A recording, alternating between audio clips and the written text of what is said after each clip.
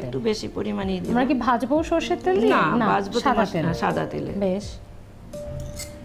আর একটু ফ্লেভারের জন্য যেহেতু আমরা বড়া টড়া সবকিছুতে একটু কালো জিরাটা ইউজ করি, মুখে একটু পড়লে ভালো লাগে, সেই জন্য একটু দেব কালো জিরে। এটা অল্প পরিমাণে। এটা কি, এটা তুমি ইউজ করলে? হ্যাঁ, এটা ধনে জিরের গুঁড়ো।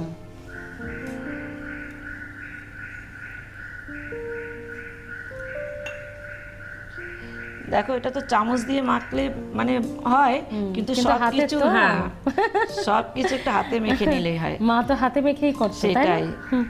এটা হাতে মাখার একটা আলাদা জাদু আছে, হাতের একটা আলাদা জাদু আছে। প্রথম আমি একটু চামচ দিয়ে নেড়ে নিচ্ছি, তারপর হাতে মাখবো। এটা হাত দিয়ে মেখে নিচ্ছি। হাত তো আমরা পরিষ্কারই থাকে আমাদের রান্নাঘরে যাওয়ার সময়। এটুকু হাইজিন তো আমরা নিজেদের হিসেবে মেনটেন করি, ডেফিনেটলি এটুকু তো করা উচিত।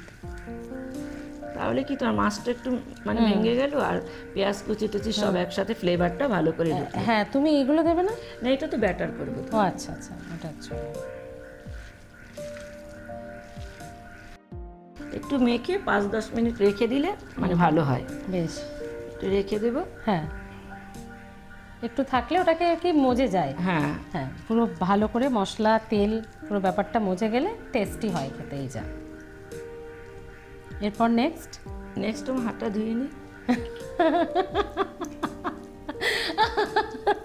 তুমি ভারী মিষ্টি। মাখতে পারবো না। হ্যাঁ বেশ,